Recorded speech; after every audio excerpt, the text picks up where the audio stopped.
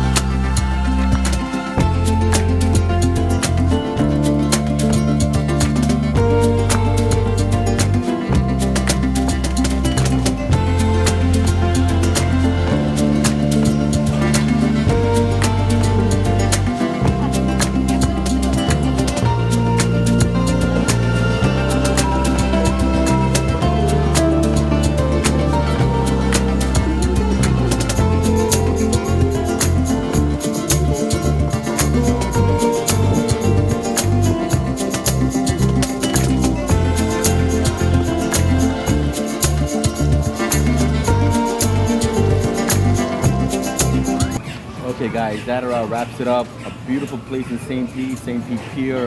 Definitely worthwhile coming down here and checking out. There's so much to do for kids, a lot of activities, and we're just chilling here. We just got some pizza. We are going to just enjoy the rest of the day, and I see you later. Hope you enjoy. Like, share, and subscribe. If you have any questions or comments, please contact me again. All right, anytime. Real to Life with Dave. See you later. Bye-bye.